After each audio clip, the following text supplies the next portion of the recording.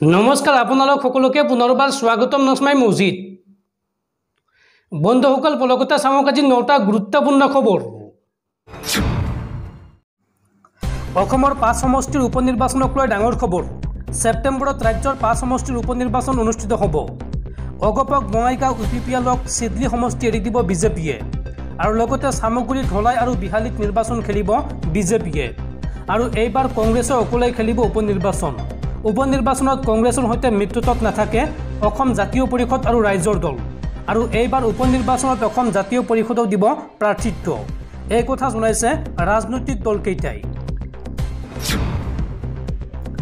ৰাজ্যৰ হাজাৰ হাজাৰ সুলভ মূল্যৰ দোকানীলৈ ভাল খবৰ অবেহত সুলভ মূল্যৰ দোকানীসকলক চৰকাৰে দিলে ভাল খবৰ সুলভ মূল্যৰ দোকানীসকলৰ বাবে মুকলি কৰা হ'ল 272 কোটি 14 লাখ টকা ৰাজ্যৰ 33,000 সুলভ মূল্যৰ দোকানীৰ বাবে চৰকাৰৰ বৃহৎ ঘোষণা অবেহত সুলভ মূল্যৰ দোকানীসকলক ভাল খবৰ দিলে চৰকাৰে সুলভ মূল্যৰ দোকানীৰ বাবে মুকলি কৰা হ'ল 272 কোটি 14 লাখ টকা আন্দোলনৰ মাজতে সুলভ মূল্যৰ দোকানীলৈ আহিল ভাল খবৰ কেন্দ্ৰীয় চৰকাৰে মুকলি কৰিলে কমিছনৰ বাবদ পাবলগীয়া এই টকা পৰিবহনৰ ব্যয়ৰ নামত কেন্দ্ৰীয় চৰকাৰে মুকলি কৰিলে 91.63 কোটি টকা দীৰ্ঘদিনীয়া প্ৰতিবাদৰ অন্তত সুলভ মূল্যৰ দোকানীসকলৰ বাবে চৰকাৰৰ এই বৃহৎ পদক্ষেপ কমিছনৰ ধন লাভ নকৰাত দোকানীসকলে সাব্যস্ত কৰিছিল প্ৰতিবাদ আৰু এই প্ৰতিবাদৰ মাজতে এই ভাল খবৰটো আহিছে আৰু অবেহত কমিছনৰ বাবদ পাবলগীয়া টকা মুকলি কৰি দিলে চৰকাৰে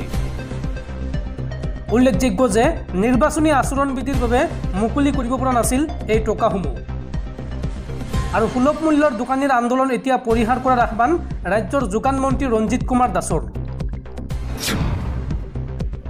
এনআৰসি আৰু আধাৰ কাৰ্ডক লৈ মুখ্যমন্ত্ৰী হিমন্ত বিশ্ব শৰ্মাৰ বৃহৎ ঘোষণা এনআৰসিৰ সময়ত বায়োমেট্ৰিক দিয়াসকলে শীঘ্ৰে লাভ কৰিব আধাৰ কাৰ্ড এই ডাঙৰ ঘোষণা মুখ্যমন্ত্ৰীৰ আধাৰ কাৰ্ড আৰু এনআৰসিক লৈ মুখ্যমন্ত্ৰীৰ ডাঙৰ ঘোষণা এনআৰসিত নাম নথকা খিলঞ্জীয়া লোকে শীঘ্ৰেই পাব আধাৰ কাৰ্ড কি কাৰণত আধাৰ কাৰ্ড ব্লক হৈ আছে সেই সন্দৰ্ভত ৰাজ্য চৰকাৰৰ গুৰুত্বপূৰ্ণ পদক্ষেপ এই সন্দৰ্ভত ভাৰত চৰকাৰৰ সৈতে আলোচনাত মিলিত হ'ব ৰাজ্য চৰকাৰ এই পৰ্যন্ত 9 লাখ লোকৰ আধাৰ কাৰ্ড ব্লক হৈ আছে ৰাজ্যত আৰু এই 9 লাখৰ ভিতৰত আছে বহু থলুৱা অসমীয়া মানুহ এনআৰসি চলি থকাৰ মাজতে আধাৰৰ বাবে কৰা হৈছিল আবেদন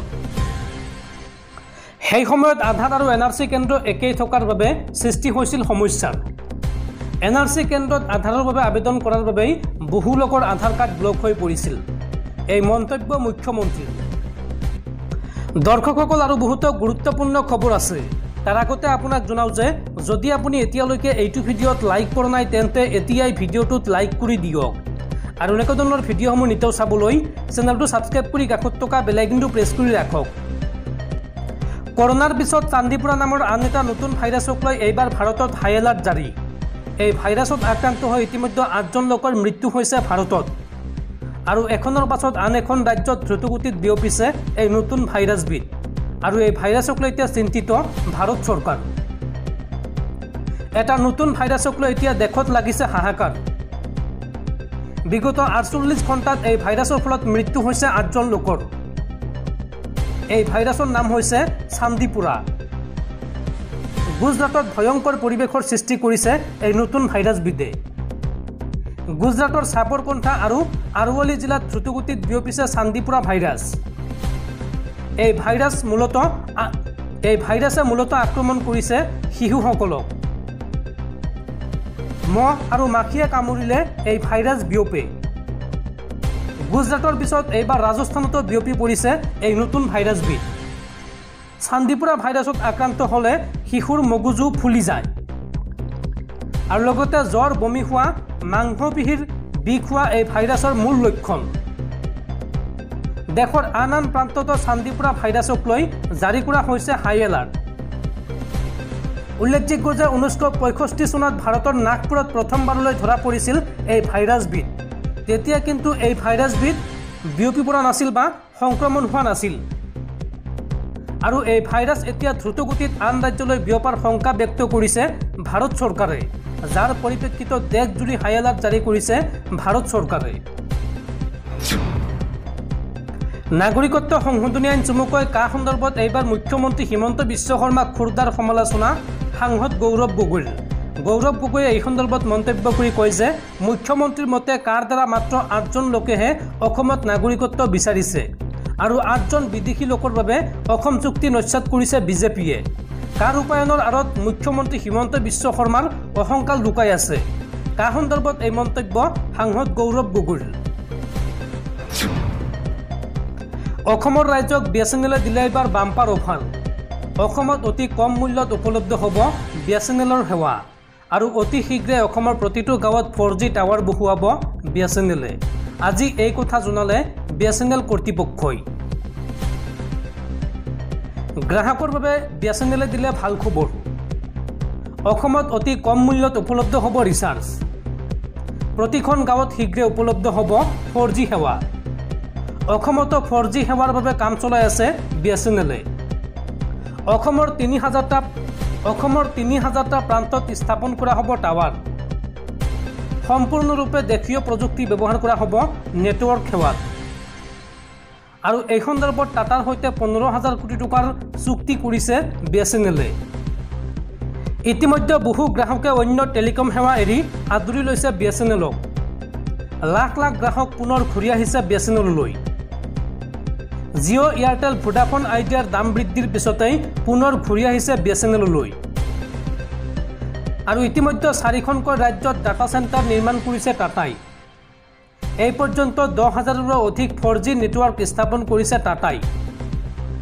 আৰু শীঘ্ৰে দেশত 1 লাখ 4G নেটৱৰ্ক স্থাপনৰ পৰিকল্পনা টাটাৰ।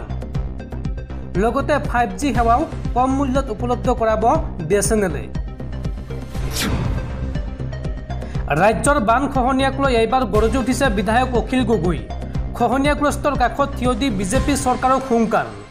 বান খহনীয়াৰ স্থায়ী সমাধান নকৰিলে প্ৰতিবাদত নামিব বিধায়ক অখিল গগৈ। ৰাজ্যৰ বান খহনীয়াক লৈ এইবাৰ গৰজি উঠিল বিধায়ক অখিল গগৈ। খহনীয়াগ্ৰস্তৰ কাষত থিয় দি বিজেপি চৰকাৰক হুংকাৰ বিধায়ক অখিল গগৈৰ। চৰকাৰক অচিৰেই বান খহনীয়াৰ স্থায়ী সমাধানৰ দাবী অখিল গগৈৰ। অন্যথা তীব্ৰ প্ৰতিবাদৰ হুংকাৰ বিধায়ক অখিল গগৈৰ। মুখ্যমন্ত্ৰী হিমন্ত বিশ্ব শৰ্মা আৰু মন্ত্ৰী পীযুষ হাজৰিকাক খুৰদাৰ সমালোচনা অখিল গগৈৰ। চৰকাৰে অকল হিন্দু মুছলমানৰ ৰাজনীতি কৰি ভোট লৈ থাকিলে নহ'ব। অসমৰ বান খহনীয়াৰ স্থায়ী সমাধান কৰিব লাগিব চৰকাৰে। গোলকগঞ্জত খহনীয়াগ্ৰস্ত অঞ্চল পৰিদৰ্শন কৰি এই মন্তব্য বিধায়ক অখিল গগৈৰ। মানুহৰ জীৱন সম্পত্তি ৰক্ষাৰ কাৰণে শপত লৈছিল এইখন চৰকাৰে, কিন্তু চৰকাৰে এনে কোনো কাম কৰা নাই এই অঞ্চলৰ বাবে। গুজৰাটত বান হ'লে কিমান টকা দিয়ে কেন্দ্ৰীয় চৰকাৰে, কিন্তু কেন্দ্ৰীয় চৰকাৰে 1 টকাও নিদিয়ে অসমৰ বানৰ বাবে। অসমৰ বানক ৰাষ্ট্ৰীয় সমস্যা হিচাপে ঘোষণা কৰিলে স্থায়ী সমাধান হ'ব ইয়াৰ। আৰু ইয়াৰ বাবে কেন্দ্ৰীয় চৰকাৰে অচিৰেই 50,000 কোটি টকা দিব লাগে অসমক। এই দাবী ৰাইজৰ দলৰ মুৰব্বী তথা শিৱসাগৰ সমষ্টিৰ বিধায়ক অখিল গগৈৰ।